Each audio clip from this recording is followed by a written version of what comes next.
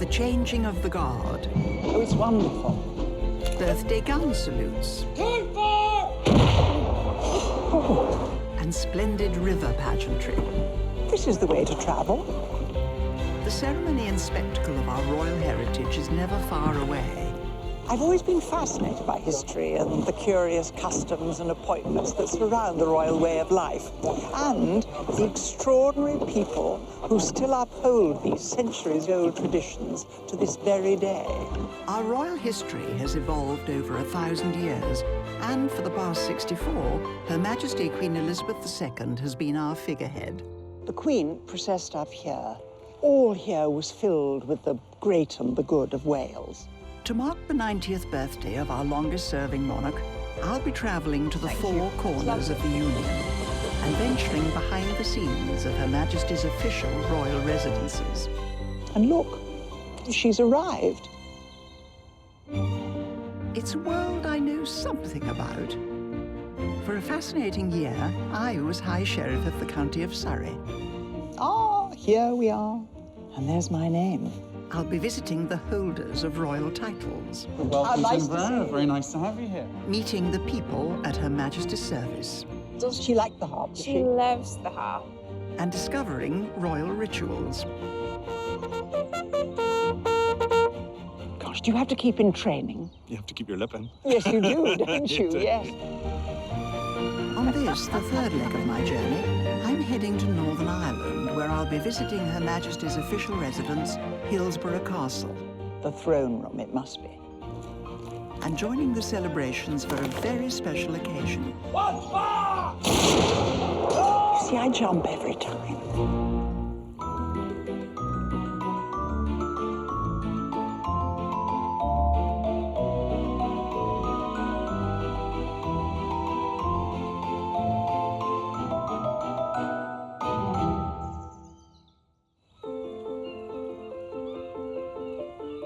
I've crossed the Irish Sea and travelled 12 miles south of Belfast to Hillsborough in County Down.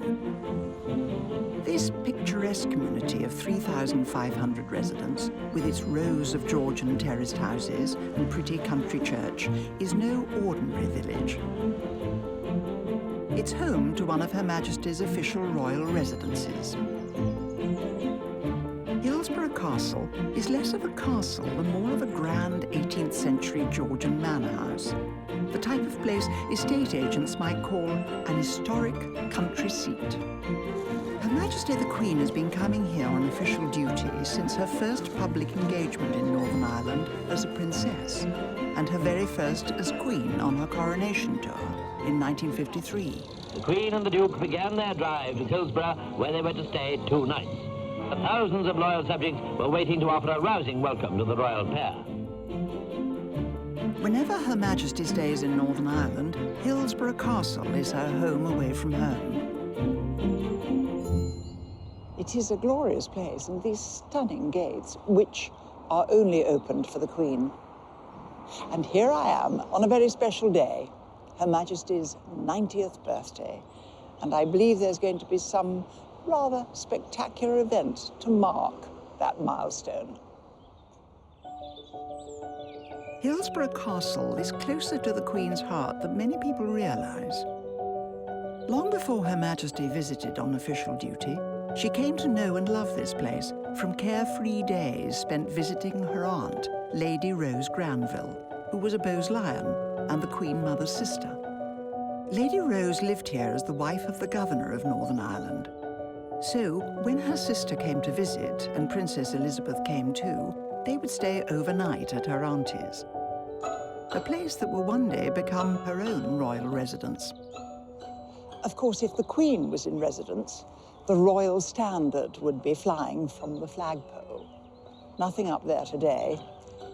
The Queen's last visit to Hillsborough Castle was in 2014, and waiting eagerly for her arrival was the man in charge of raising the royal standard. Good morning, Robert. How lovely to see you. Glad to meet you. Beautiful day. Lovely day. So, when the Queen comes, do you have the standard here, or does she send it on ahead? It comes ahead of it with luggage. Oh, does it? And when do you actually raise it? I get a radio message telling me that they're arriving at the entrance. So as soon as they come through the Jubilee gates, I have the flag at the top of the flag. And it breaks as she comes through. Oh, that's wonderful. Hopefully there's good wind up, of course. Sadly, the Queen won't be joining us today to celebrate this, her April birthday. But the Union flag will be raised over Hillsborough Castle to mark the occasion. And across the courtyard, there's a flurry of activity as the Queen's University Officer Training Corps has arrived with some rather serious-looking artillery. A royal gun salute is afoot. As part of a nationwide celebration, Hillsborough Castle will be joining salutes across the four corners of the Union, from Edinburgh Castle to Cardiff and Windsor. Here at Hillsborough, 100 of the Queen's neighbours are due to arrive in the next 2 hours to help celebrate Her Majesty's birthday. Oh, and here comes the flag. And there it'll fly to say happy birthday to Her Majesty.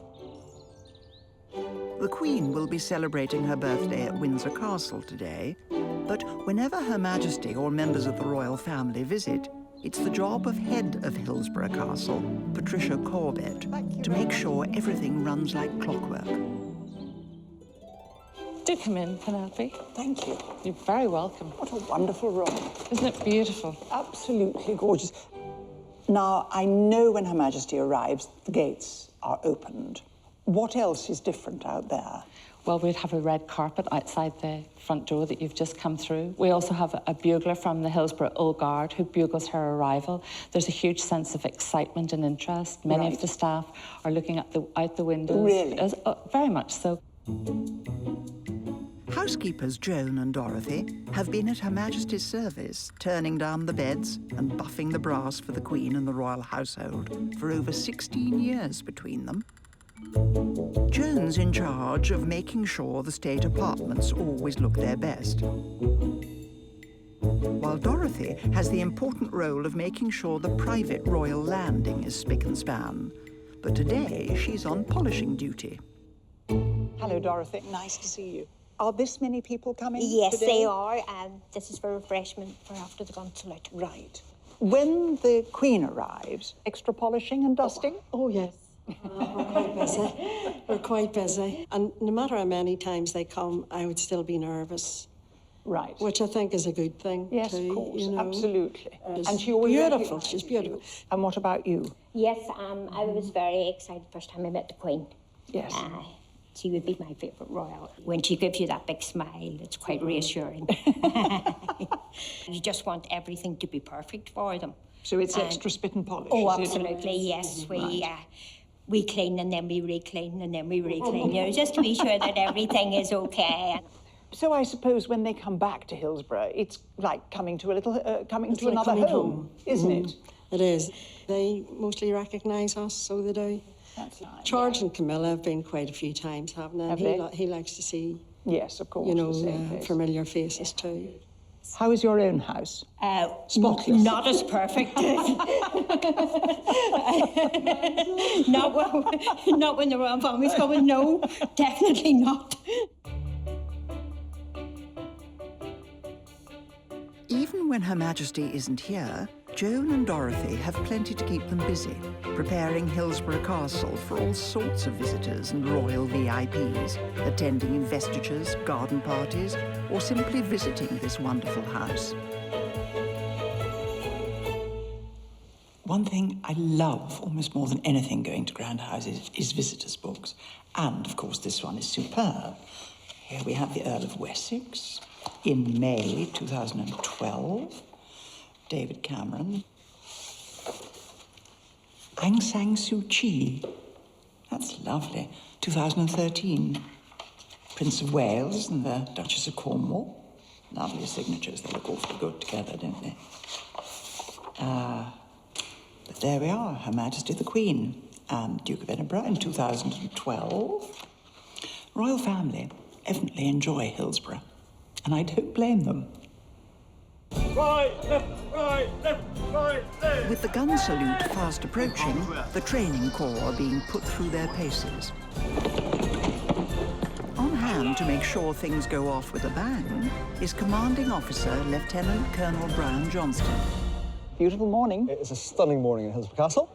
Now, there are a different number of gun salutes, aren't there? A royal salute traditionally has 21 guns firing. What is the history of a gun salute? Traditionally, when a boat was entering a harbour, British Navy vessels would have 7 guns and would fire each gun to prove to the host harbour that their guns were empty. Oh, I see. In return, the harbour would then fire 3 shots for each of the 1 shot fired from shore. So traditionally, 7 guns firing, the result being 21 guns being returned as you're welcome to this harbour. And that's the tradition. That's wonderful. And what is the interval between each firing? The interval should be 3 seconds. That's all? That's it. And there will be a timekeeper who keeps a very disciplined approach to the firing. We'll just make sure that we are absolutely on gunner time.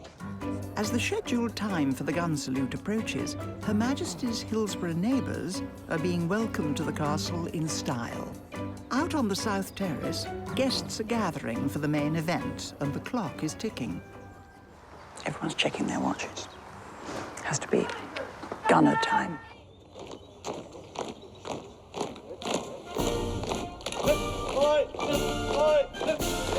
I think it's rather wonderful that the Queen's University Training Corps is playing a part in upholding a royal ritual that dates back to 1533, while we bystanders can thoroughly enjoy the spectacle of it all. Actually smart they look now.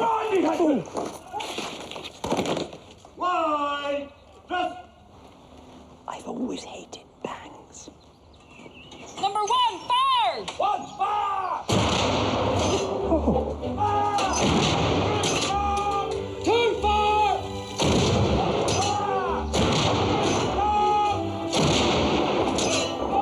It's very loud, isn't it? 2, fire! You see, I jump every time. Fire! Fire! Unload! That's it. 21.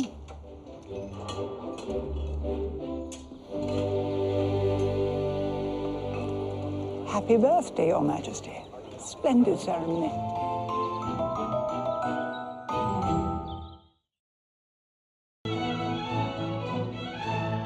I'm in Northern Ireland, following in Her Majesty's footsteps.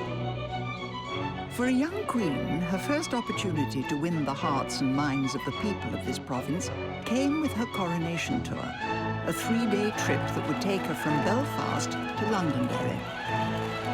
Thanks to the news cameras, the eyes of the nation were glued to her every move. And this was the first time where the public had the honour of officially welcoming her. On July the 1st, 1953, Her Majesty the Queen and the Duke of Edinburgh came to Lisbon as part of their coronation tour. The car came round the corner. This was all road. There were people everywhere, hanging from the windows, crowds and crowds of them. You can see, my goodness, there were lots of people. Of course, the newsreel at that time was all in black and white, as indeed these photos are. But there was one local resident who had a cine camera that took film in colour. It was a 23-year-old local lad, Harold Patterson, from the Lisbon Camera Club, who chanced upon an opportunity to add a splash of colour to the day the Queen came to town. I'm meeting Harold's widow, Meta, and daughter, Hazel, to hear his extraordinary story of how he became Her Majesty's self-appointed cameraman. What a handsome man he was. He was. Wasn't he? He was. Mrs. Patterson, was your husband always interested in photography? It was just a little hobby he got. He would just say go off and did his own thing. When the camera came out, you knew it was something special. And was this his pride and joy? It was. It was? Yes. Did he take photographs of you, Hazel? He did. We've got some lovely cine pictures of us growing up as children, but it was always a special occasion.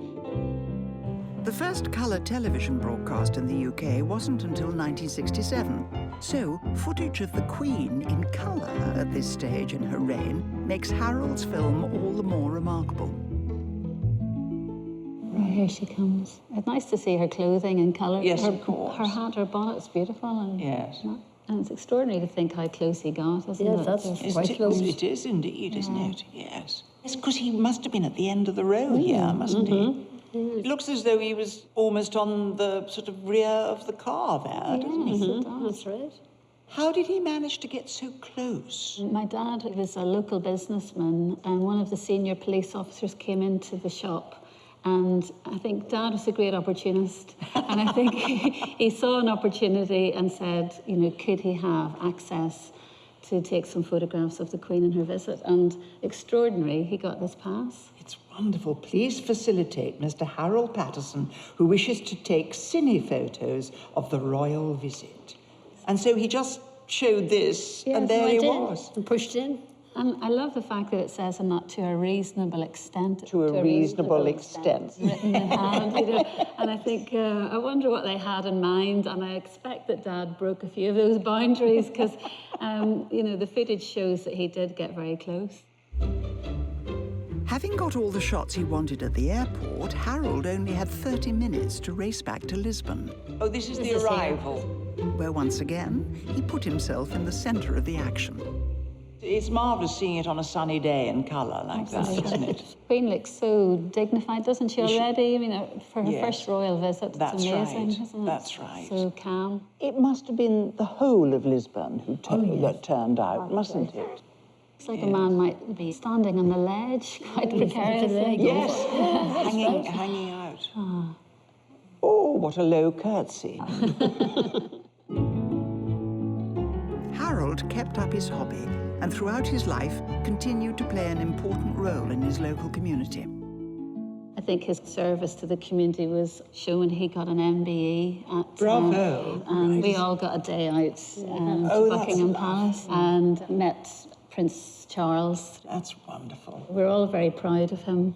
Well, you know his memory lives on yes. here, doesn't it? And with all these wonderful things. Having delighted the crowds in Lisbon, the glamorous royal couple headed back to Her Majesty's official royal residence, Hillsborough Castle, to attend a state dinner party. Throughout her reign, the castle has been a working royal residence, a place where the royal family stay and host events in the state apartments. Oh, the throne room, it must be. Oh, I love the fact that the thrones have been sat on rather a lot. As you see, the velvet is a bit worn. Christopher, good morning. Good morning, Penny. Welcome to Lovely Hillsborough. to see you. It's lovely to see you too. Curator Christopher Worley-Lack from Historic Royal Palaces has the enviable job of caring for the castle's treasures and piecing together its colourful history.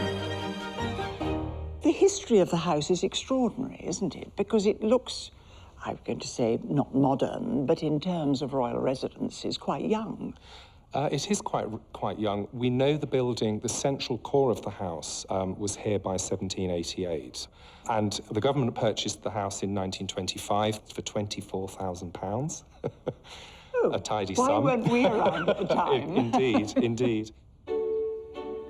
With the sale of the estate, the castle went from family home for the titled Hills family to become the official base for the governor of Northern Ireland, who until the 1970s represented the Crown in the monarch's absence. In 1945, the Queen's aunt and uncle, Lord and Lady Granville, took up the position and would have sat on these thrones for official ceremonies. So the governor's been sitting on them rather a lot. Yes, they have. You can actually see where Yes, their where they're sword worn. has worn away the velvet. And that's an interesting question for us because we're unsure whether to reupholster. They are a little bit worn. That's a historic element of their use. If we think about thrones in other royal residences, they are always in immaculate condition. Yes. So we have a question. Do we reupholster them or do we leave them as they are? Can I voice an opinion? Of course. Leave them as they are. There's a most wonderful banner. There is. It's technically an applique banner. As you can see, it has the letters ER at the top, which, when I first arrived here at Hillsborough, we were told it stood for Elizabeth Regina, Elizabeth the Queen. However, having gone through some of the historic records, I've discovered it was actually made for Edward VIII. So it was Edward Rex.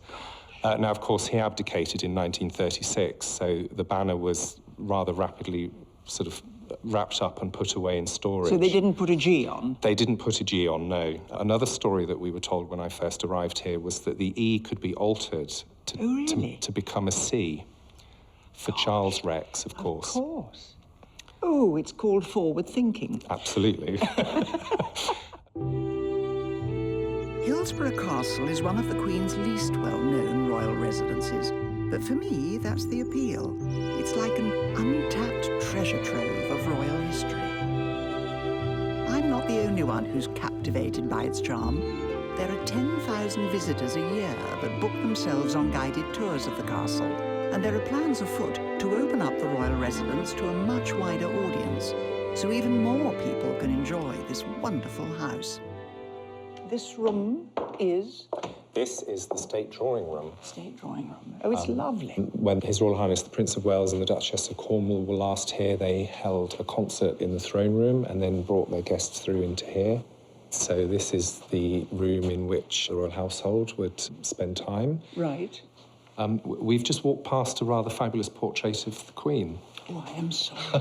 Oh, Your Majesty. I need to show you that. It was painted by Lydia de Burgh, who is Chris de Burgh's aunt. Oh, really? 1955, so still a very, very young woman. Absolutely. And it's very stylistic, isn't it, from the 1950s? It's very 50s. Almost a new look. She looks beautiful. Dress, she does, very young. Oh, it's glorious. This room feels very personal, and I love the family photos. There's even one of Edward VIII in his +4s on one of his many visits here, off to play golf. And here we are moving into Lady Grey's study. Right. So you probably recognise that we followed a traditional enfilade, which is a progression of rooms. So we started in I love the word enfilade. Enfilade. It's fabulous, isn't it? I have enfiladed. We have together, yes, indeed. Hillsborough Castle is every bit the royal residence. It's only been 2 years since historic royal palaces took over the running of the castle, but in that time, Christopher has made a major discovery, which shines light on the Queen's official early years here. It's not made it onto public display yet, but I'm getting a sneak preview. So here's a little gem that I found. Rather excited about this. I found this in a sideboard in one of the offices a couple of years ago. Nobody knows anything about it. And in it, we have every menu card, every invitation, every dance card from every event that's happened here in the castle from 1925. I love it. If you're a food historian, this is actually interesting as well. Yes. This is during the war. 1941. Yes, absolutely. So rationing was on, and so the dinners were quite minimal, really.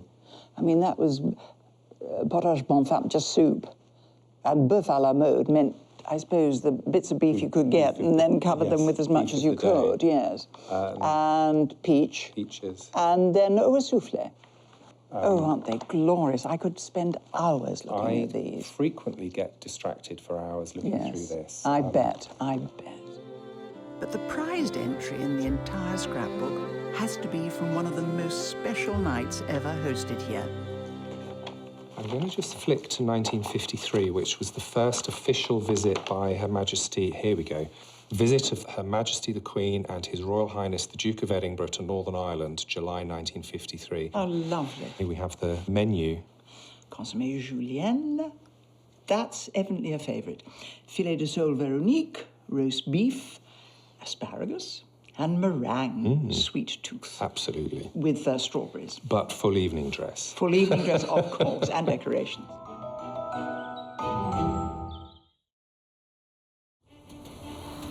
My journey to Northern Ireland has brought me to the northeast and County Antrim.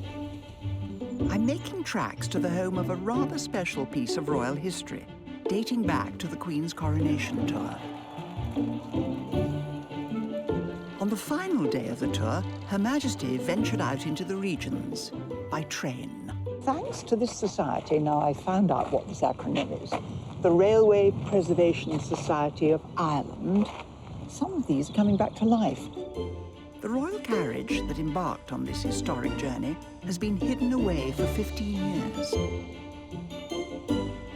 It's taken a bit of detective work to find it, but I believe it's tucked away in this shed, amongst some other wonderful old carriages, from a time when train travel used to be an elegant affair. I used to go to boarding school on trains like this. I remember you could open these windows and maybe the smuts from the steam engine would fall in. And of course the carriage doors slid open and closed. Some carriages said ladies only. And of course, the lovely luggage racks up here. Porters would come and put your luggage up there and you might tip them. Maybe sixpence if you felt really rich. The next carriage is the one that I'm really interested in. It carried Her Majesty the Queen on her coronation tour. Built in 1911, it was rescued from a life on the scrap heap, thanks in part to curator Charles Friel. Oh, good afternoon. Hello, good afternoon. You're very welcome. I've been reliving old memories. The carriage would have looked very like this, would it? Oh, yes. Yeah, very much the same panelling, the same ceiling. And the same windows? The same windows, yes. Which seem larger. Oh, yes. Well, the idea was that this was the only coach, really, which would allow the royal couple to be seen from the line side. I see, and there were people along the line. Oh, yes, there were people everywhere. Some of the pictures we have of people standing out in the middle of the countryside. They wouldn't have had ordinary train seats. They'd have No, had there were things, sofas, yes, 2-seat sofas and 3-seat sofas, and tables with flowers and refreshments available and so on. The main frame is mahogany. All this? Yes, and right. a lot of the panelling then is inlaid is walnut. That's beautiful. And a lot of the details across the top, for instance, they're all done by hand. The wallpaper on the ceiling is called incrusta. And was it white? It was, yes. I suppose the thing is, too, being white, it would have reflected and you'd have been able to see the Queen better. Exactly right. There speaks exactly an actress who knows about white. The royal train took the Queen on a journey that visited 5 towns and covered 89 miles in just under 4 hours as she made her way towards Londonderry. Their second stop was the small town of Ballymoney. As the train entered Ballymoney, the cheers of the school children could be heard over a mile away. Alex Blair was a young lad at the time when Her Majesty came to town. And of course, it was a big day in Ballymoney. Everybody was there. So all the population of Ballymoney was there? I think so. How many would there have been? Well, they said there were about 20,000. You can see the crowds. Oh, yes. This was all the children, you see, and this was her on the dais. They were packed like sardines. Really? Like, we weren't so bad, we were in the front. Yes. But the members of the public who were crushed right back to the walls, really, it was a danger. Health and safety would go mad today, but that didn't worry them in those days. No. We'd come through a war. What's health and safety? Exactly. And I remember this train came gliding in, and then eventually the Queen just arrived. She just walked up onto the dais, and the noise was tremendous. You can imagine. I think she was quite taken aback. She looked very nervous. It was quite a shock to see her looking quite ordinary.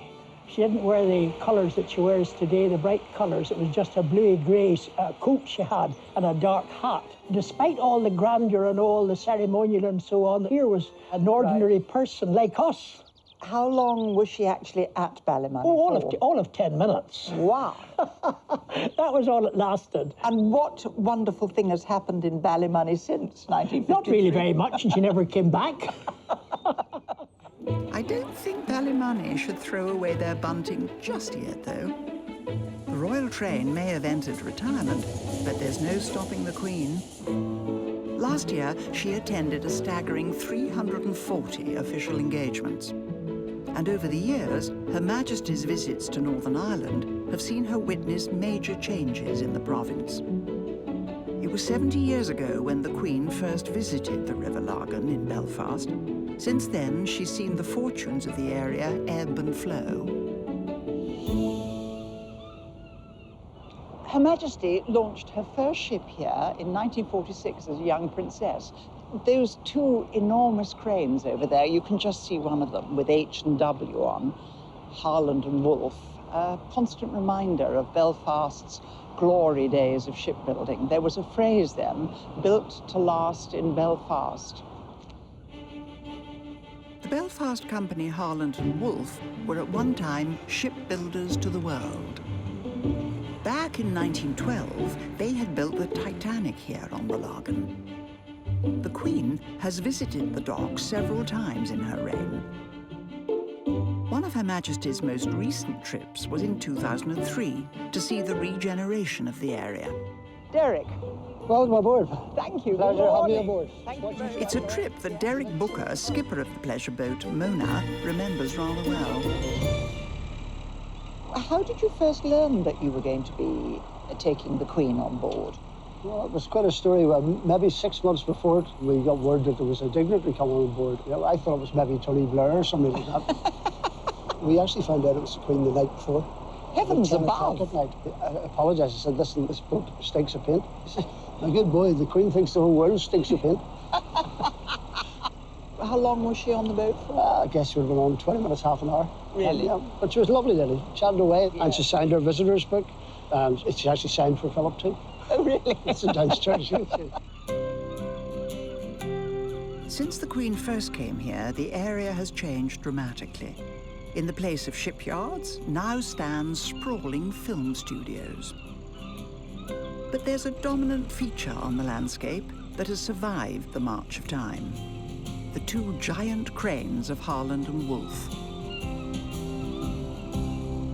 Two of the biggest cranes in the world, Samson and Goliath. I thought they weren't used anymore.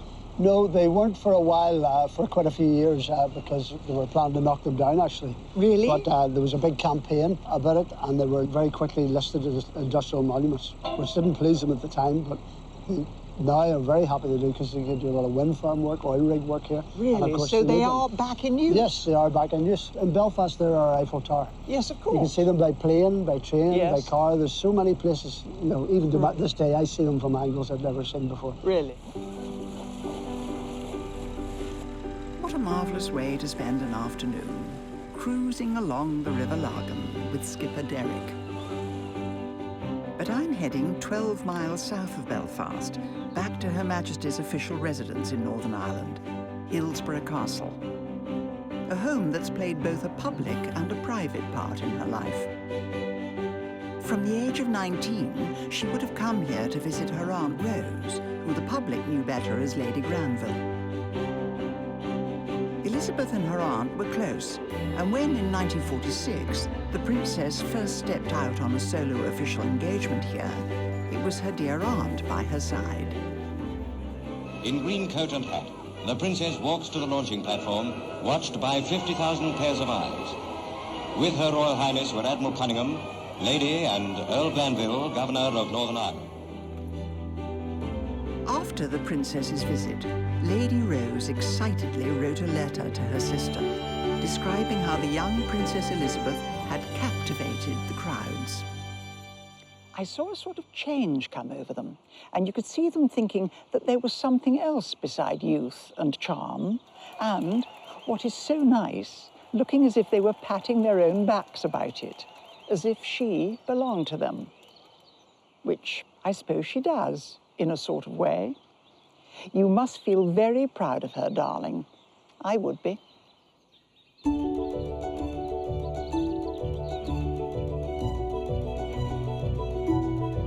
The Queen's aunt was a keen gardener and loved the grounds here, and I can see why. They're a wonderful mishmash of styles dating back to the 1760s. Over the centuries, each custodian has put their own stamp on the grounds, and the Queen's aunt was no exception. She redesigned and planted the Granville Rose Garden. Jolly good lawn. I wish mine was as weed-free as this. The Queen is said to be particularly fond of her aunt's addition to the garden, and looking after it on her behalf is Stephen Martelli, head of gardens and estates. Is Her Majesty keen on roses? The Queen adores this garden. She has been here with us in the past, unable to come out to see the garden. And if that's the case, she has asked for a photograph to be taken of the garden. And do you take the photograph? I have indeed, from an elevated position. And she has sent her thanks letter to know, I know that she received the photographs. Wonderful. Now, these are the climbing roses at the end. And beyond that, I see what looks a bit like a monster to me. It is one single plant. Is it really? A single plant, yes. I'm amazed. It's the largest rhododendron in Europe. and it's more than 40 metres from tip to tip. Gosh, I go around deadheading my rhododendron, but I wouldn't want the job of deadheading me. No. The Queen commemorates many of her visits here with the addition of a new tree. And this is the very first one she planted on her coronation tour. It's 60 years old. Yes, yes, indeed. 63 years old, and it's a magnolia, is it? Magnolia, indeed. I've just seen a little spade. Is that a spade behind that? Yes, this is our ceremonial tree spade. Oh, really? Oh, good. This is used by our royal guests. Right.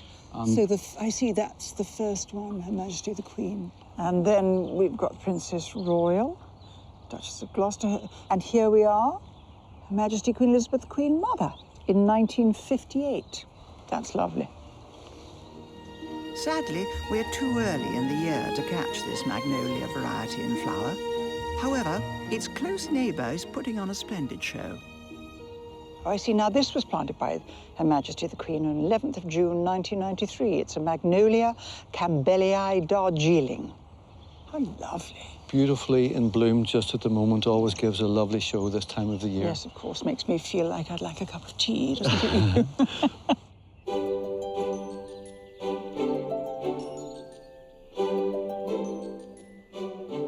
It's quite glorious. I understand why Her Majesty loves this place so much. There must be so many childhood memories here. And she loves the rose garden. Sadly, of course, this time of year, April, the roses aren't in bloom. I'd love to see them when they are. I must ask Stephen if he'll send me a photograph.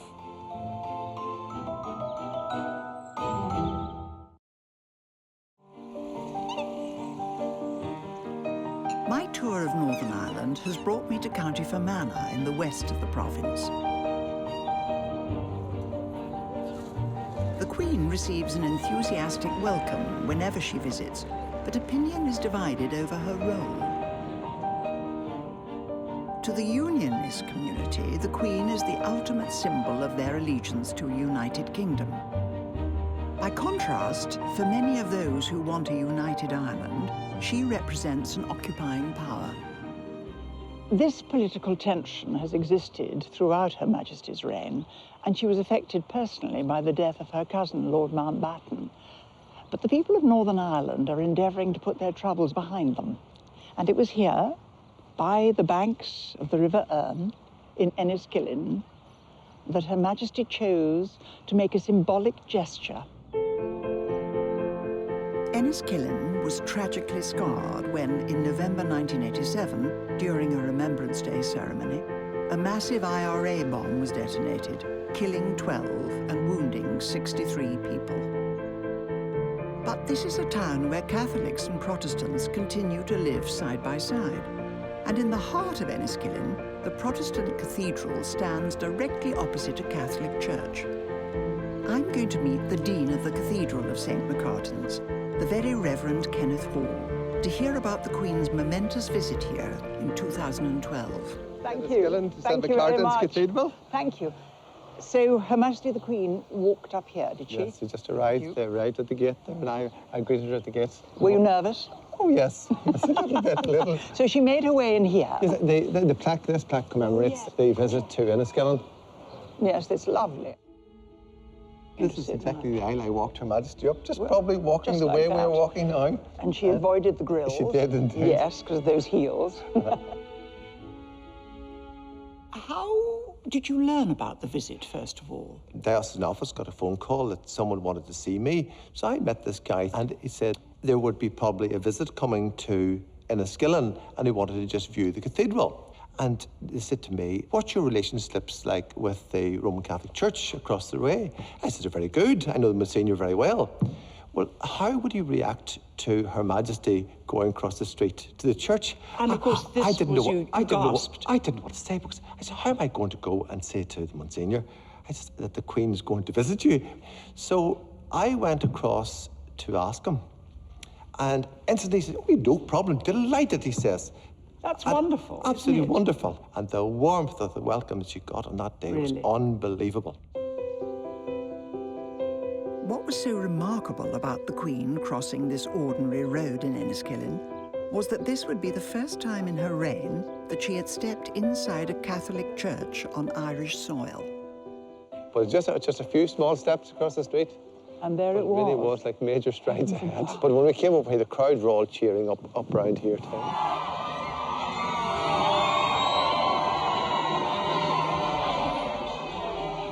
Monsignor, how lovely to see you. Thank you very much, Penny. Very nice to see you. Please come in. Thank you. Oh. Ah.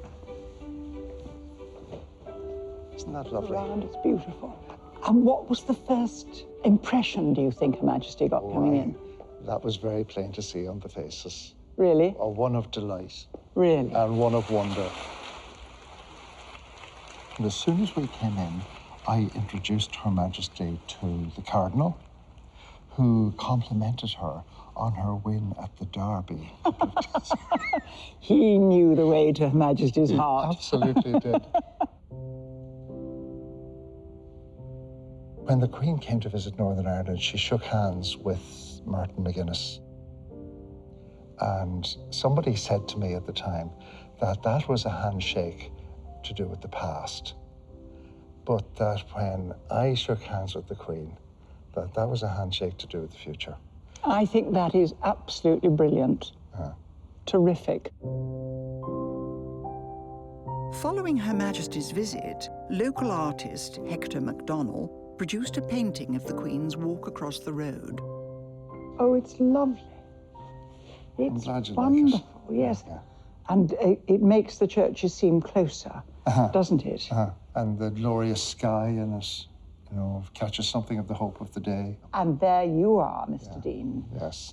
It is making a statement that the town and the street is an important place. Yes. It's a place of meeting. It's a place of people. Yes. That's the place of the future. Bravo.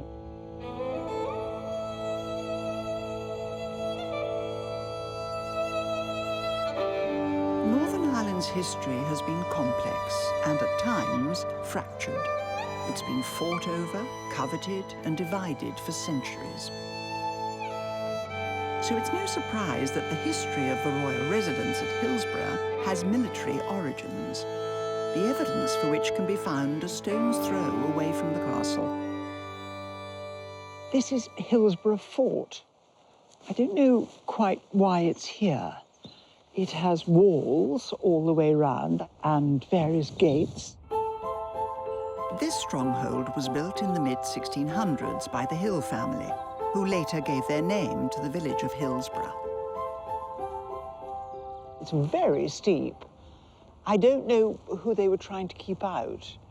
It must have been people who thought they could scale very high walls. Oh, look. Someone's come through the gate in full gear. Wow. Hillsborough Fort was granted a royal charter in 1660 by Charles II. Heavens, he's going to play the bugle.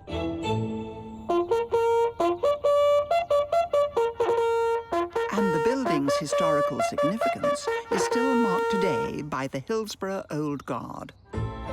When presented with a ceremonial guard of honour, I believe it's the custom to inspect them. Well, it would be rude not to. Good afternoon, gentlemen. Good afternoon. Welcome. Lovely to see you. You all look splendid. Andrew, is it? Yes, it is indeed. How nice to see you. When you played the bugle, you were facing that way, but it was wonderfully loud. Yes, it sort of bounces around in here, so it does, yes, yes. Gosh, do you have to keep in training? You have to keep your lip in. Yes, you do, don't you? Yes. Andrew Carlisle is the official bugler at Hillsborough Fort, and these fine gentlemen in their smart uniforms are volunteers, keeping alive a 17th century tradition. All the swords and the uniforms are stunning, and these are absolutely as they would be, are they? Yeah, the uniform is said to be based on the uniform of the Dutch Guard of William III. The sword which we carry is a 1796 British cavalry sabre. They look a bit lethal to me. The only sharp bit is the very tip of it, which I found out to my cost. The Hillsborough Guard was disbanded in 1891, but these gentlemen are ready and waiting to answer the royal call to arms. So will you eventually stand guard when the royal family come to Hillsborough? Well, if we're asked, obviously. Yes. But hopefully, yes. While the guards await the call, bugler Andrew is already at Her Majesty's service. Do you play whenever Her Majesty comes to Hillsborough? Yes, all royal visits. Stand just out the front door and announce the arrival as the cars come in. Do you have a special call for them? Yes, play the royal salute. And can we hear that? Thank you. As Andrew bugles the arrival of the Queen, my journey around Northern Ireland and my visit to Her Majesty's royal residence draws to a close. That's wonderful.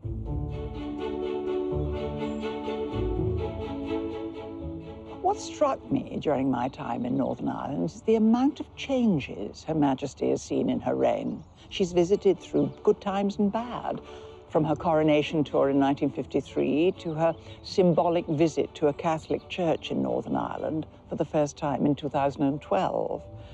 And it's been wonderful celebrating her 90th birthday here at Hillsborough Castle in spectacular fashion. I'm starting my Welsh tour at probably the most dramatic and grandest royal residence that this country has ever seen. Carnarvon Castle was Edward I's statement in stone, built to impress. If royal residences are all about location, then this is prime real estate, overlooking the island of Anglesey and the Menai Straits. Its intended purpose, to stake a claim to sovereignty over Wales and to serve as the seat of the Prince of Wales, a title that's been passed down to royal heirs ever since. And 668 years later, our Queen carried on the tradition of handing over this ancient rite of passage. On July the 1st, 1969, the investiture of the Prince of Wales took place here in this magnificent Carnarvon Castle.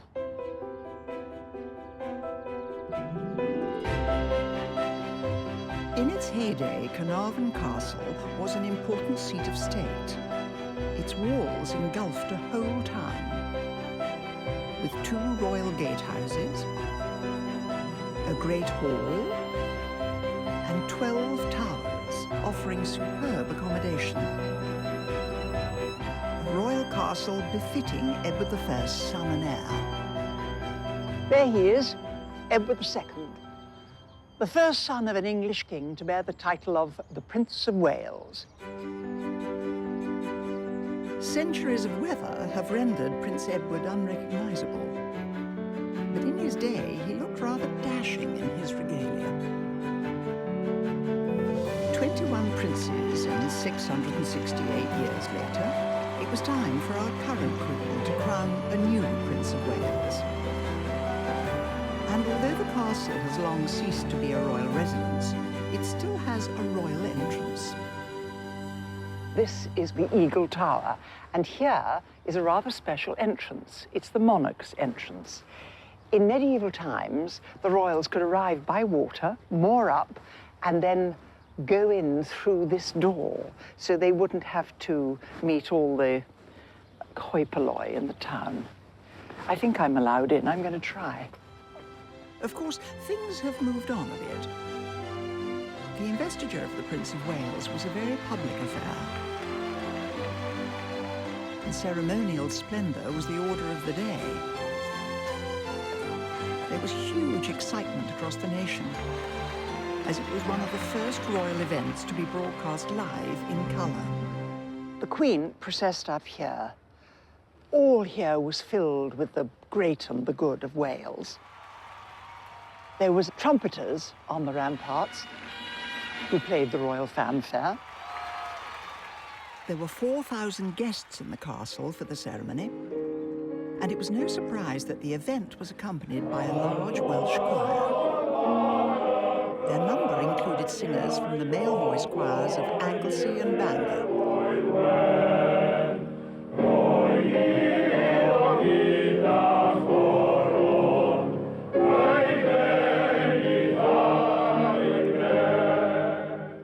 It's nice to know that the choirs are still going strong today, and they've been kind enough to return to sing sing one of the hymns from the investiture, God Bless the Prince of Wales, in Welsh and in English. God bless the Prince of Wales. Bravo, that was lovely. I believe one of your number was actually here in July '69. Is it you? That's me. How lovely. Dafydd Evans is from the Isle of Anglesey, just across the water from Carnarvon, and was 31 at the time of the investiture. How many were there in the choir? Altogether, there must have been about 200 in the choir. Really? Yeah. We had to come by coach from Bangor. You did? We had to sleep the night in the university. Oh, really? And the police escorted us up to the gate. It was a fantastic day, to be honest. Something I'll never forget. How much rehearsal did you have? Weeks. Weeks and weeks. A long time. I bet. The investiture ceremony was the climax of months of preparations, orchestrated by the husband of Princess Margaret, the renowned photographer Lord Snowdon, who held the title Constable of Carnarvon Castle.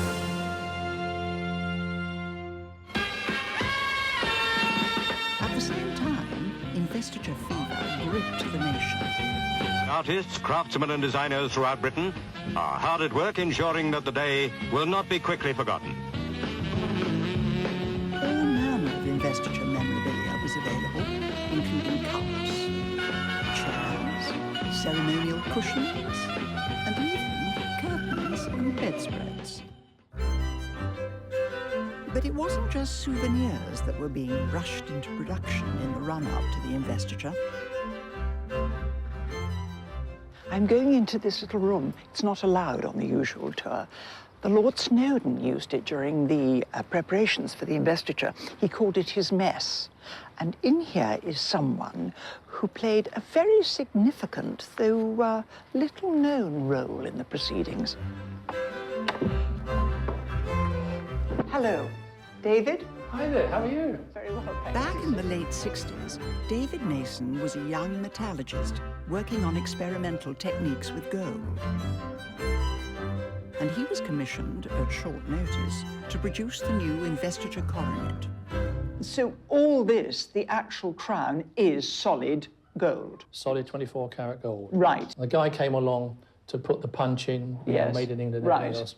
And before I could stop him, he got the punch and hit the inside of the crown, and the crown shattered onto the floor. This was the beginning of June. 3 weeks before the investiture, there was no crown. David had his work cut out. Not only did he have to cast a new coronet, he still hadn't worked out the most challenging detail, the spherical orb that was to complete the piece. No way could I see how we could form a gold orb, 100% integrity, without any seams, without any cracks. I was totally bemused by this.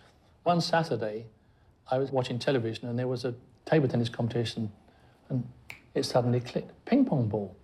So we took a ping pong ball. Right. And then we put it in the gold solution for 4 nights and 4 days. Right. And it ended up on top of the coronet. Gosh.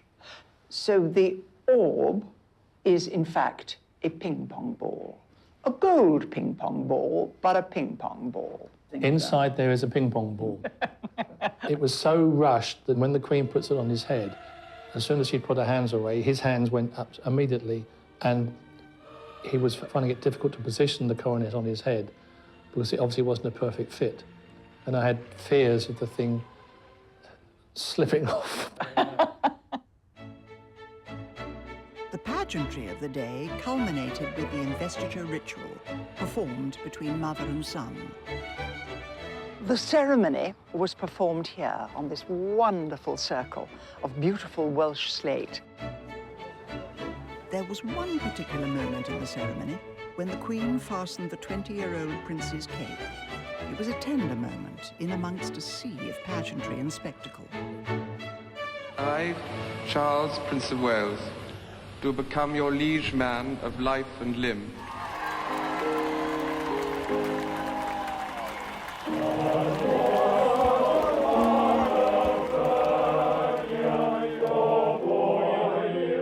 As the ceremony reached reached its climax, around the globe a remarkable 500 million people were glued to a television, watching the historic events here in Wales.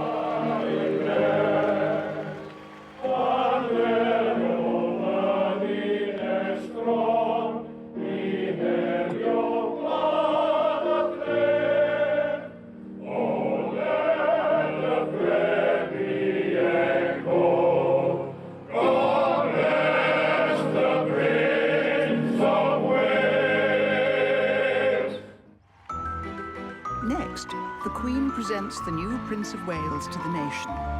The pubs were full, and when they came out, they applauded. There they were. It's full steam ahead as I follow in Prince Charles's footsteps. I can't see the railway line. It's vanished. And I meet some of the Queen's most loyal subjects. She's so strong.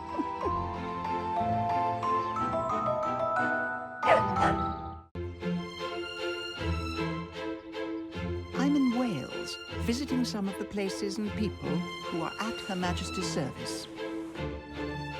I've started my journey at Carnarvon, a castle close to the Queen's heart. It was here, in 1969, that she invested her eldest son as the Prince of Wales. It's fair to say that most of the previous princes, a mix of English, Scots and Germans, showed little interest in the Welsh nation. But in preparation for his ceremony, Prince Charles undertook a crash course in all things Welsh at Aberystwyth University. The Prince is taking a 9-week Welsh language and history course at the university.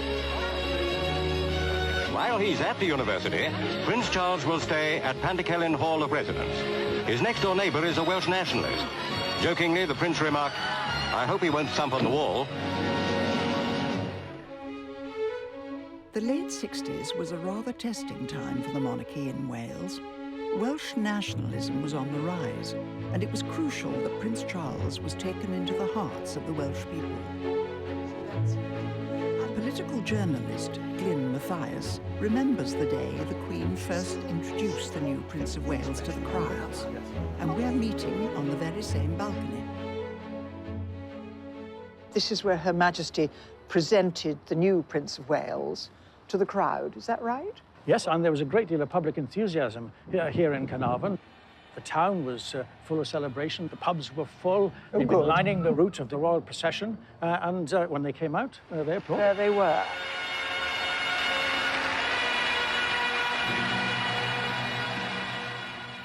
The Welsh people were looking forward to it, weren't they? Yes. The majority of Welsh people were in favour, but it was a rather turbulent period in Wales. The first Welsh nationalist MP had been elected in 1966. The Welsh Language Society were painting out English road signs. Were they?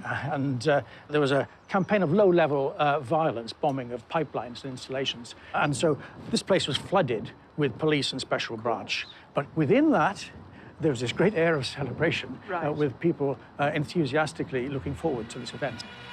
The crowds in the square at Carnarvon had gladly awarded their prince the warmth of a welcome which for all time would stand to show the affection in which he is held by the people of Wales. Can you see an investiture happening again in the future?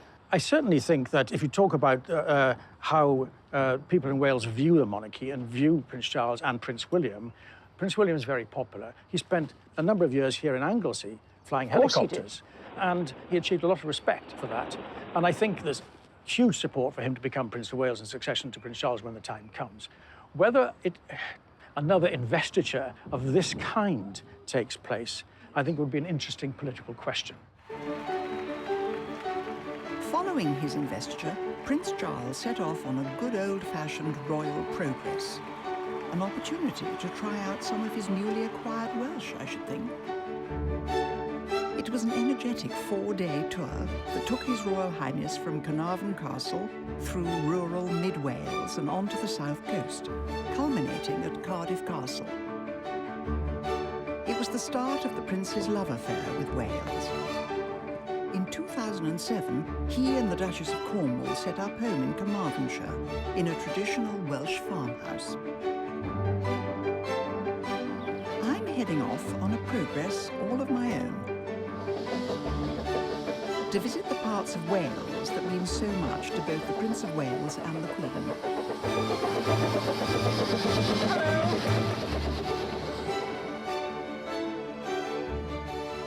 Thank you. That's lovely. I'm boarding the Festiniog and Welsh Highland Railway in Snowdonia. Bye. This 19th century narrow gauge track operates as a heritage line, carrying over 250,000 passengers a year. All just as thrilled as I am to step back in time to the age of steam. The steam engine pulling this train is called Prince, built for this railway line back in 1863.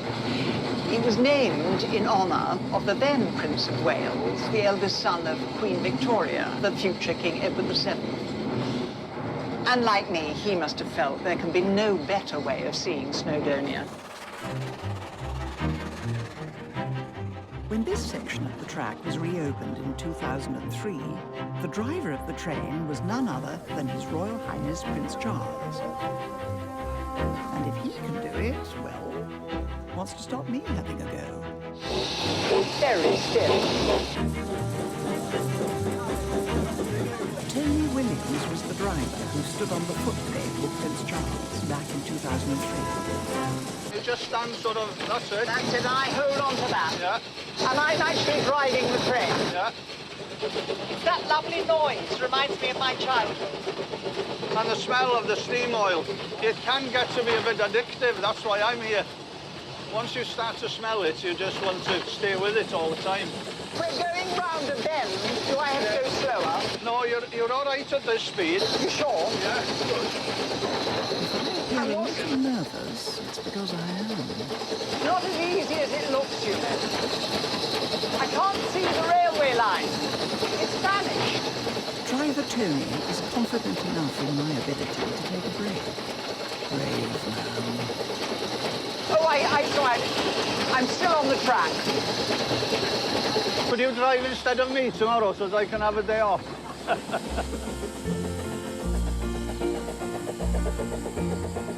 This glorious railway was built to serve the slate quarries of Snowdonia.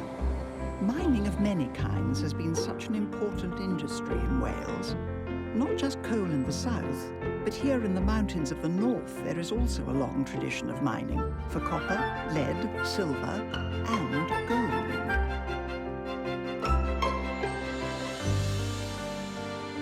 But this isn't any old gold. This is royal gold. When the Queen Mother was married in 1923, she used Welsh gold for her wedding ring. Over the years, local gold has been gifted to the royals, allowing the Queen, Prince Charles, and most recently Prince William and the Duchess of Cambridge to carry on the tradition. With this ring I be wed. The gold in Catherine's ring came from the hills surrounding the small Welsh town of Dolgelly in North Wales, where there was a thriving gold mining industry from the mid-19th century.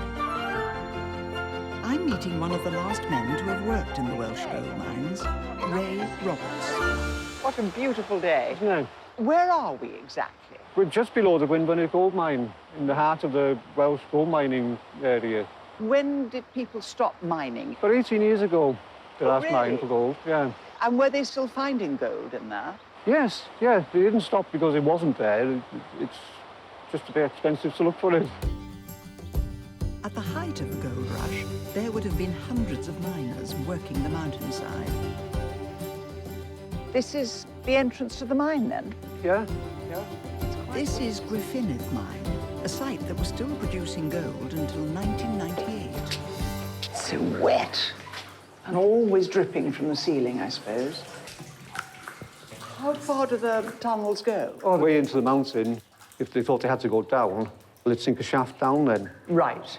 And then they'd do another drive below that, and maybe go down again. Really? So the mountain's got miles of tunnels in there. What was it like working in a mine like this? It was dark, cold, miserable. You get wet. I quite enjoyed it. It was quite nice working in there. I don't do dark, cold, miserable.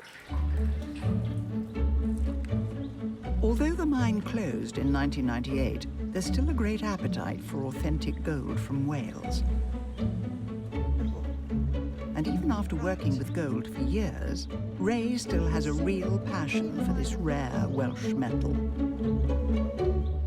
Oh gosh, this is the real McCoy then. Yeah. There is bigger gold around, bigger pieces around, but this is the piece I've got. That's a large piece of gold. How much does it weigh? About an... It's nearly 5 grams. That's amazing.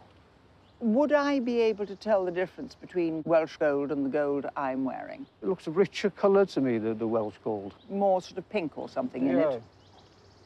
Do you think in your lifetime you'll see gold mined? Yes, I'm hoping so. The company I work for now just put in for planning now to reopen the Gwynfynydd mine. Well, lots of luck, and I hope there's a lot of gold in them there hills. I think it's still there. Well, why shouldn't it be? So, with any luck, this historic Welsh industry will soon be up and running again, and hopefully replenishing the supplies of the royal goldsmiths. I'm leaving the mountains of Snowdonia behind me and heading south, just as Prince Charles did on his investiture tour, stopping off in the county of Pembrokeshire on the south coast. It's an area of Wales famed for something that the Queen considers just as precious as royal gold. Good girl. What a good girl. You come and give me a kiss. Good girl. The Queen was given her first corgi when she was a little girl and has remained a corgi lover ever since. And I must say, I agree with her. I've had 4 myself, and I know the way to their hearts. It's quite simple, really. Itchy. There you are. Do anything now. There are 2 types of corgi. Itchy is a Pembroke Welsh corgi, particular to Pembrokeshire, the preferred breed of Her Majesty. They're slightly shorter in length and finer boned than their distant cousins, the Cardigan Welsh corgi. Mary Davies is a Crufts-winning Pembroke corgi enthusiast. Here, your friends, look. Way! She's so strong. Mary and her dogs have been at Her Majesty's service in a rather unique way. How long have you been breeding corgis, then? 35 years. Really? Yes. And you've had 1 or 2 of them go to the palace? In 1993, the Queen used one of mine at stud. How many puppies were produced? 4. Did you have any? Yes, I had one called Quiz. Oh, I thought you were going to say called Queen. No.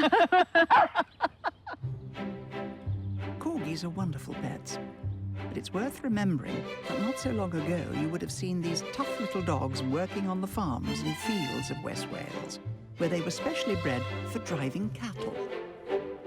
Look at that, isn't that wonderful? You can see them herding cattle, can't you? You can, can't you? Absolutely. They're herding us at the moment. Yes.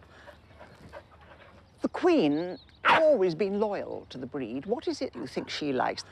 They're very adaptable. She obviously has to have them sometimes at Buckingham Palace, sometimes Windsor, sometimes Sandringham, and they're loyal to their owners, so they wouldn't mind where they go.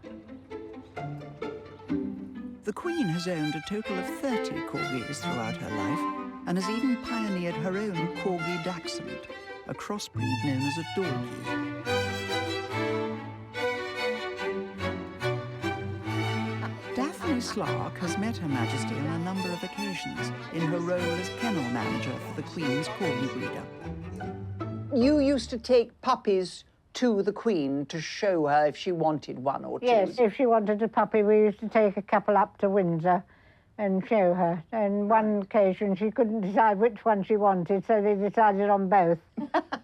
Prince Charles and Princess Anne were there, and she said to the children, "Don't tell your father we've got 2 new puppies with you."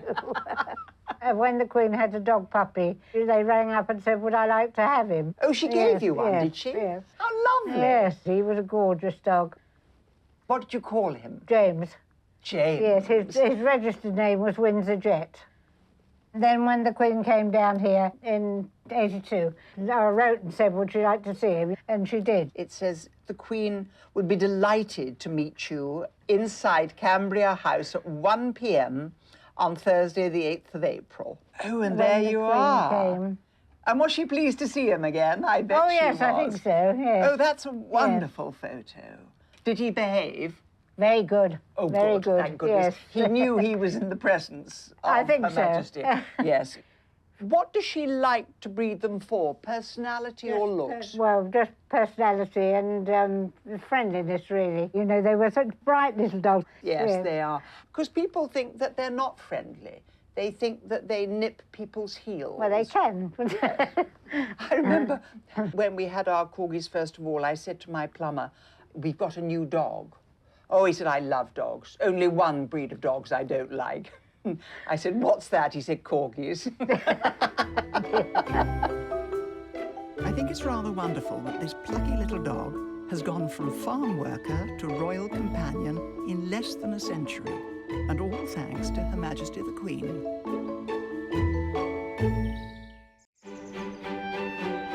I'm in Wales, meeting the people and visiting the places that mean so much to the Queen and His Royal Highness Prince Charles. And my journey has brought me to the stunning Pembrokeshire coast, where a fresh-faced 20-year-old Prince of Wales disembarked from the Royal Yacht Britannia in 1969 on his Royal Progress Tour. And following in his wake, I've also taken to the water. This is Ramsay Sound, just off the coast of St. David's. It's just wonderful being out here on the water today. But I'm reliably informed that this is one of the most dangerous stretches of coastal water in Wales. So thank heavens there's a lifeboat about. As an island race, our safety at sea has always been a top priority. King George IV became the first patron of the Royal National Lifeboat Institution back in 1824. The Queen took up the role as long ago as 1952. Being one of the first patronages of her reign. At Her Majesty's service and heading up the St. David's crew is coxswain Di Jones. Now, Her Majesty is the patron of the RNLI. Has she ever been to St. David's? It was 1955 she came to the cathedral. One of my predecessors as coxswain carried out a big rescue in hurricane-force winds. Really? With an oil tanker which had broken in half in the storm. And they rescued 35 people off the stern section of the ship. Yeah. Heavens above. In her role as patron, the Queen personally thanked the coxswain, William Watts Williams, and his crew for their bravery. Today, her continued support of the charity helps attract the funding for projects such as St. David's £9.5 million lifeboat station, currently under construction. Has it got all mod cons for you lot inside? Yes, yeah, that's one of the important things. The boat houses we're running out at the moment is over 140-year-old, and they didn't have things like health and safety and risk assessments and training rooms and all that kind of stuff in those days. And they used to row the boats. They used to row, yeah, row and sail. Who will open your new lifeboat? I wish I knew the answer to that one. I don't know. Maybe we'll get you back again. The Queen's meeting with the heroic St. David's lifeboat crew took place a stone's throw away at St. David's Cathedral. A divine service at St. David's Cathedral, the national shrine of Wales, was attended by the Queen and the Duke. This visit to the cathedral was historic, the first by our reigning sovereign since Edward I in 1284. Her Majesty's visit in 1955 was the beginning of a special relationship with the small community of St. David's. In 1995, she even granted this rural settlement of just 1,600 people city status, after the government recommended its historic title be reinstated. But what's intriguing about this cathedral is that Her Majesty has a seat of her own inside.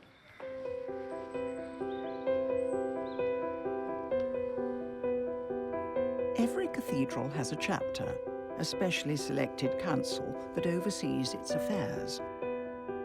But St. David's is the only cathedral that honours the monarch with an official place in the chapter and their own special stall. This royal association goes back to rather dark times. In the 16th century, when Henry VIII dissolved the monasteries, the religious college associated with this cathedral was given the chop, and the master of the college was booted out of the chapter. And ever since then, the stall has been handed down from monarch to monarch,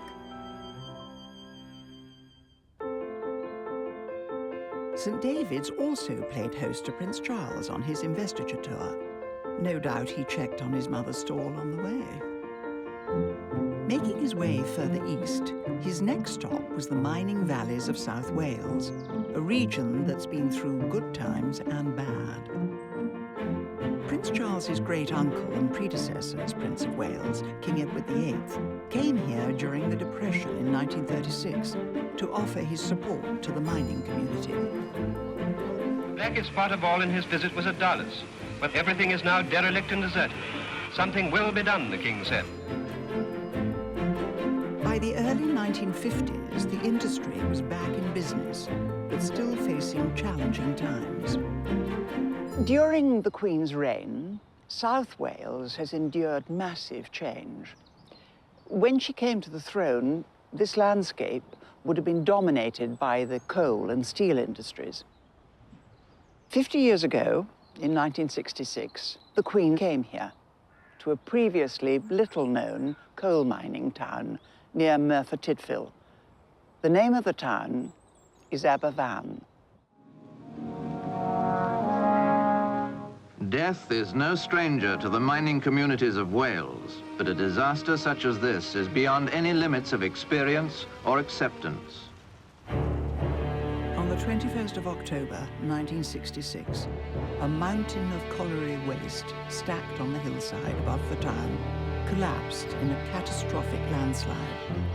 Within 5 minutes, the local junior school was buried. 116 children and 28 adults were killed in a disaster that is still mourned today. And it was called Pantlas after... Pantlas, yeah. That was just the name of the school, was it? Yeah, Pantlas School. Jeff Edwards was the last child to be pulled out alive. Was this the main area? Yeah, this was the site of the school, and it's now the Memorial Garden.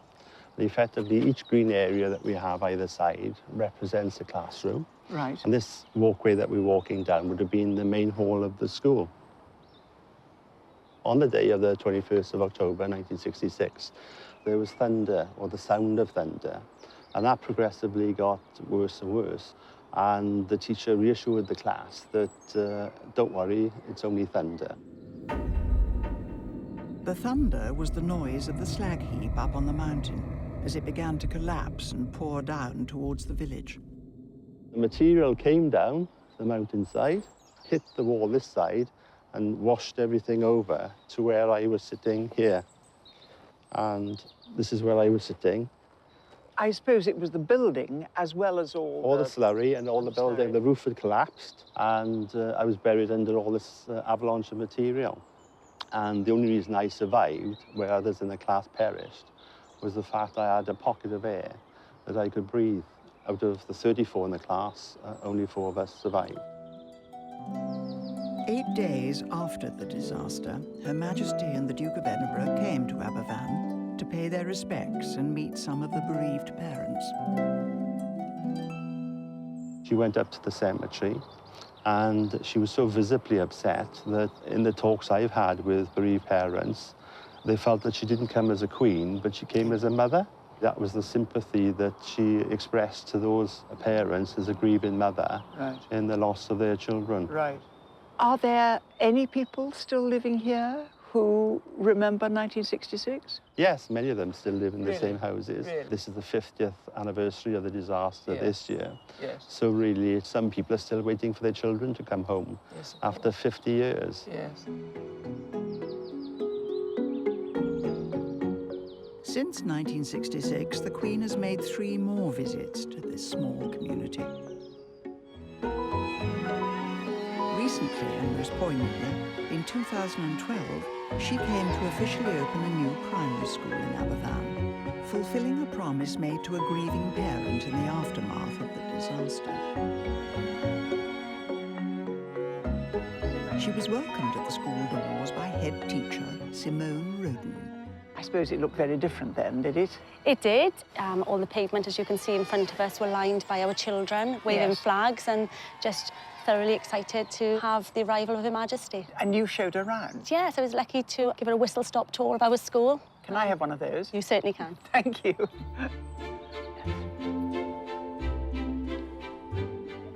This is the plaque that Her Majesty unveiled, showing the official opening of our school. And the picture, did she see that? She did indeed, yes. Did she like it? She laughed. I love it too. Oh, that's nice and bright. Beautiful. It's lovely, yes. Yeah. Do the children now know much about the disaster that happened? The disaster is discussed in school. It's part of our history. It's part of our assemblies, obviously around the time of the anniversary. But the Queen's visit was about us opening the new school, and it was a sign of celebration. The Aberfan disaster will always be remembered, clearly. But that day, it was about looking forward and embracing what's to come. Bravo, that's wonderful. Wonderful. And then she left out to there? She did, yes. Right. Yeah, where the helicopter was waiting. Oh, I don't think mine's arrived yet. Maybe it's coming now.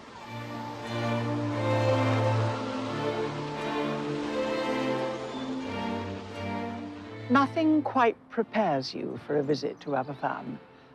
The sense of tragedy somehow still lingers. A visit from the Queen can't change any of that. But seeing the school makes me realise that her presence draws the attention and support of the nation. And perhaps that's one of her most important roles.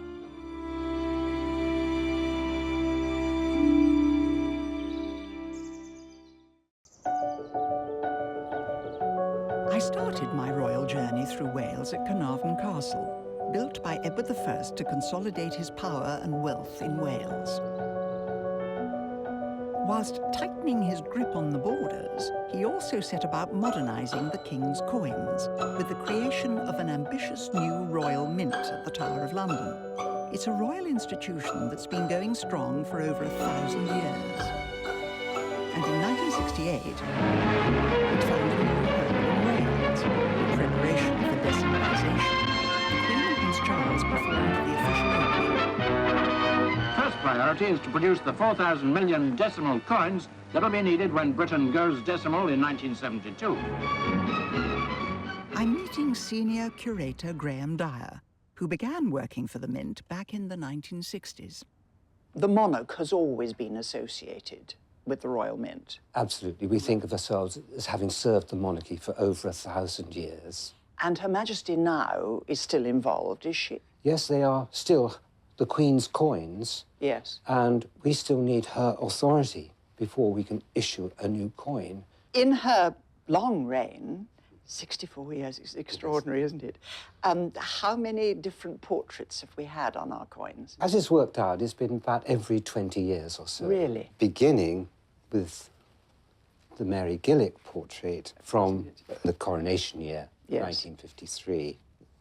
She looks so young there, So doesn't young she? and so beautiful. It It's has, lovely. doesn't it, that sense of the new Elizabethan age. Absolutely, That and the those hope. of us of a certain age remember. That's us. This was the head that followed, and it was prepared with decimalisation in mind to make the new decimal coins more distinctive from the old ones. Right, right. The portrait of the Queen was updated again in 1985, and then, for the fourth time, in 1998. We've just adopted the 5th portrait for the circulating coinage. Really? Is it this one, Is then? this one by Jodie Clark. Are these the ones produced for this year? These are special coins produced for the Queen's 90th birthday. Right. Are they worth money? These coins have a face value, in this case, £1,000. This case, £500. So if I go into a shop, I couldn't buy something with that? No. This is a kilo of gold, that's a kilo of silver. Really? And we give them a face value of £1,000 and £500. So they're proper coins. Right. But they're worth more to a collector. I won't do that then. When I get given a £1,000 coin, I shall keep hold of it. My next stop is the Royal Mint Design Department to meet coin engraver Kerry Davis. Kerry, how does a coin start? For a UK coin, right, we tend to have a design brief and then it's an anonymous competition. Even for the portrait of Her Majesty? For the Queen, you have to hand in a model. So it's very different to any other type of competition we actually do. Once the design has been approved, A large plaster mould is created for the engravers to work on the fine detail. The best way for me to probably illustrate the process is showing you Jemima Puddle Duck. Who I love. This would start life as a thick, flat disc. We transfer the design onto the surface, and then we carve into what we refer to as the negative. Once we're ready to take a cast, we put a releasing agent on, so that when we pour onto the wet plaster, it's able to actually come off. Like that? Yeah. You see, what's so clever is that we've got the material of her little cape, but you can tell that's feathers. You're brilliant, you lot. Will I be able to spend Jemima Puddle Duck? You will. She'll be 50 pence in your pocket. Jemima Puddle Duck, Peter Rabbit and Friends will soon be minted as a set of 50-pence coins to celebrate the 150th birthday of Beatrix Potter. But they don't just design coins here at the Royal Mint. They actually make money too. Team leader Jamie Bennett is taking me onto the production floor, which has to be the noisiest place in Wales. What are the coins? This is the new pound coin now, which is coming out in circulation next year. The Royal Mint is currently producing a whopping 1.4 billion of these new pound coins, each one featuring the new 90th birthday portrait of the Queen. Wow! They've been specially designed to stop forgery, and the most notable feature is that it has 12 sides, just like the old threepenny bit. We check each side obverse and then the reverse, so we got no cracks, so the quality on it. You want to grab some? Yeah. Oh! Get your hands in it. Gosh, look at it. Doesn't feel like money, does it? If you look at it just like it's metal, you can't look at it like it's money. You get pound signs in your eyes then. With 2 billion British coins a year being minted here in Wales, the pennies that end up in our pockets are carrying on a centuries-old royal tradition that shows no sign of slowing down.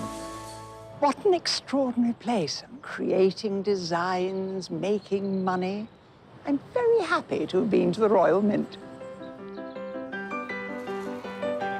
The last stop on Prince Charles's investiture tour of Wales in 1969 was Cardiff, where he was treated to a dazzling range of displays and musical events. There were displays of sports and of some of the recreations which the young people enjoy. It appeared that Prince Charles enjoyed them too. I've come to the end of my own tour of the country. I can think of no better way of finishing my time in Wales than standing in the grounds of Cardiff Castle listening to you lovely ladies playing the harp. 4 of these talented young musicians are from the Royal Welsh College of Music and Drama.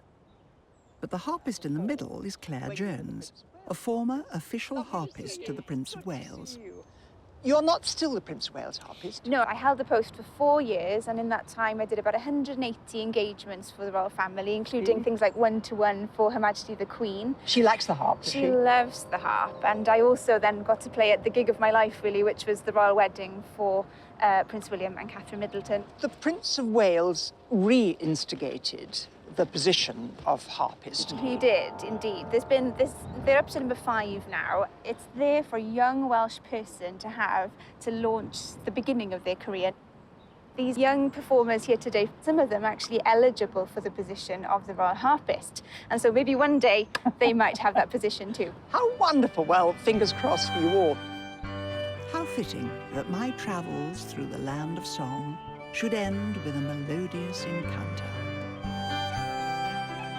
My journey to visit Her Majesty's official residences has taken me to all 4 corners of the kingdom.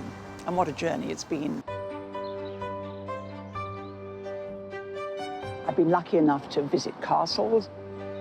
I've travelled on beautiful vessels. Glorious. And I've met people who are continuing some wonderfully arcane royal traditions. Loose! Some of these customs have remained unchanged over the centuries. But what struck me on my travels is how much the United Kingdom has changed during Her Majesty's reign. And there's a telephone. Technology has advanced, the world has shrunk, and our sense of regional identity has risen. But throughout these changing times, the Queen remains a constant. Her dedication to our country is quite remarkable. Happy birthday, ma'am.